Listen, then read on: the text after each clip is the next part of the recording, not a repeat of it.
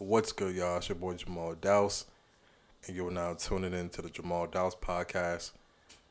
It's been a year since I last did an episode, and I just want to apologize to all of my loyal viewers and to the new viewers that are listening. I promise you, it's not like this all the time, and I promise to everybody listening that I will be more consistent moving forward after this episode and all of 2026. So much has transpired over the last year that had taken me away from my responsibilities to content create. I had to take care of a lot of important things and put this to the side. But I promise that I'll be there for you guys much more for the rest of this month and go into 2026. I appreciate you guys and thank you guys for sticking with me, and thank you to all the new viewers out there listening. Welcome to the journey. Now, with all that being said, let's get back into podcast mode. Welcome. I hope everybody's doing well. We're going to get right into it.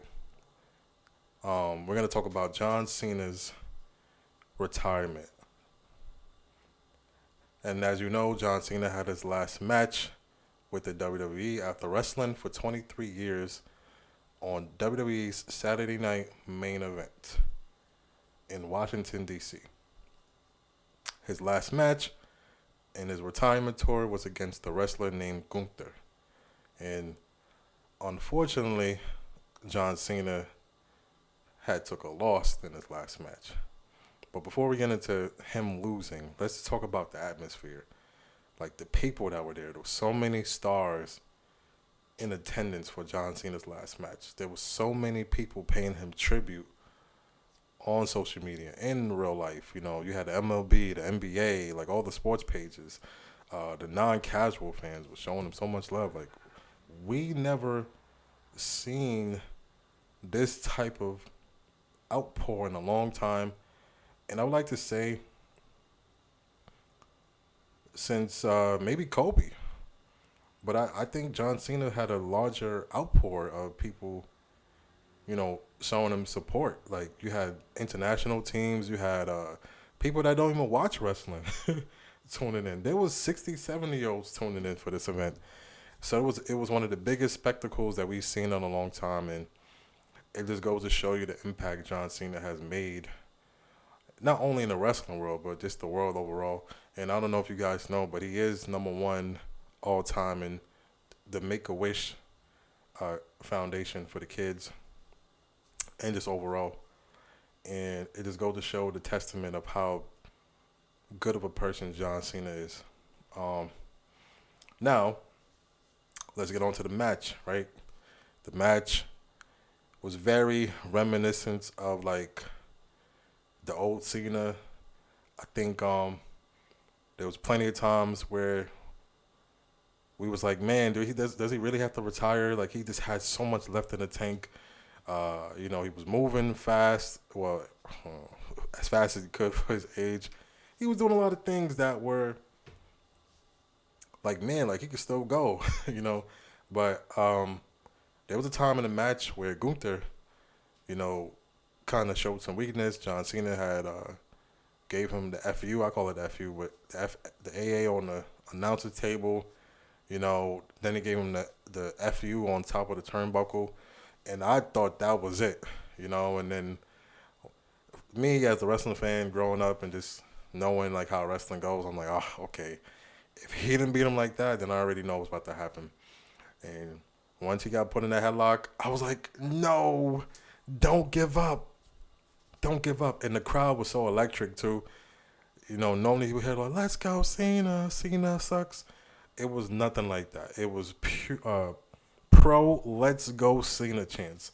And to be a John Cena fan for that long, to see that reaction, I'm like, man, like, this guy's really the GOAT.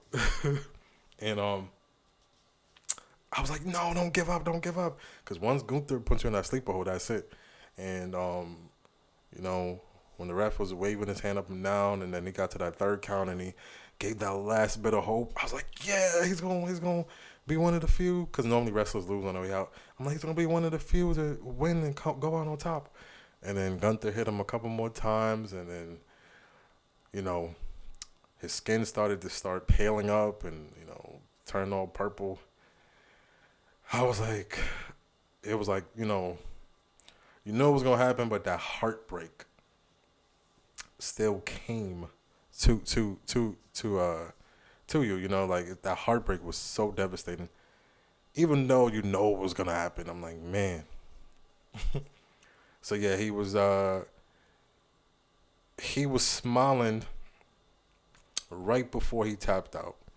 It's like a person that says never give up literally gave up, right? In the sense of the term tapping out. But I thought, looking at it, I thought it was him because he smiled at it, right? I thought he was just accepting that he gave it all he had and it was just time to let go. And that's how I took it. For someone giving it his all, 110%, each and every day, each and every year, just fading to black like that, with the symphony music in the background, that's Gunther's theme music. I thought it was pretty poetic, man, and symbolic to being a hero and losing to the villain. And I liked how all the wrestlers came out, all the people that that's part of the wrestling staff came out to show his love and support. Triple H did get booed out the building, um, but they showed a little package at the screen highlighting his career with his parents talking and a couple other superstars talking. And I thought he got sent out the right way, and then he left his sneakers and everything in the middle of the ring, to kind of prove that this is it, right? Lace up the boots and put them in the Raptors. And I thought he went out in a good way.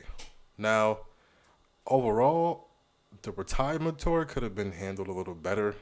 I did see Bleacher Report give it an F grading, which I thought was harsh. But for a man that had 36 dates, I think they did the best that they could with what they had. Um, I think The Rock and Travis Scott, they kind of put a big halt on his retirement tour, like, because they didn't go nowhere, and we seen him turn heel for no reason. But um, when I say no reason, it didn't have a big payout, right? But in the midst of that, he did have a lot of great matches as a heel to compensate for the storyline just going into shit. Excuse my language. So I thought John did pretty good with what he had. It wasn't the best, but he did pretty good. If I was to give a overall rating for his tour, I would say like it maybe a C minus. Definitely not no B and up, but I would say like a C minus or a C. It was in the middle. I don't think it was that good, and I don't think it was that bad, but it had a lot of good moments, a lot of feel good moments, and that's something that I think people should focus on more. Um, Wrestlers don't really get to go out on their own terms. So the fact that he was able to go out on his own terms, get showered with love, and get his flowers while he could still smell them, I think overall that deserves its own grading in itself. And I salute John Cena. A little kid like me, when I first started watching him, back back when he debuted, I was a fan from day one. Chain Gang, not C Nation. I was part of the original Chain Gang. I remember buying like a little spinner belt. It was real cheap. I remember where I bought it. I think I bought it at Bobby's in New York City. If you know, you know. And I bought like a little spinner chain, and I used to like wear these little baseball jerseys, thinking I was John Cena. I like the whole. I like the whole character, man, and it was amazing to cheer for him. And then I got older, I started hating him. I didn't like the Super Cena and all that stuff, but he gave me so much emotions as a kid and as a teenager, and even as a young adult, that was into wrestling still. And I think that's how a lot of people feel. But at the end of the day, it was all love. Whether you booed him or you cheered for him, we all loved John Cena and we respected him. And I think his legacy will show that. And I'm proud of him. And I'm happy to see him venture into Hollywood. And I already love his shows. You know, Peacemaker. I love everything that he's been doing in Hollywood. And I can't wait to see what else he do. And I think he did us a great service for the past 23 years. And we got to salute the legend. He left a great legacy behind for a lot of people to follow. And for the non-casuals and the casuals like me, I'm happy that he made my childhood and my life a big ball of happiness whenever we watched him on TV for those few hours. So, salute to John Cena. Salute to the last real champion, the never seen 17, John Cena. Okay, that was my ring announcer voice. But salute to the legend.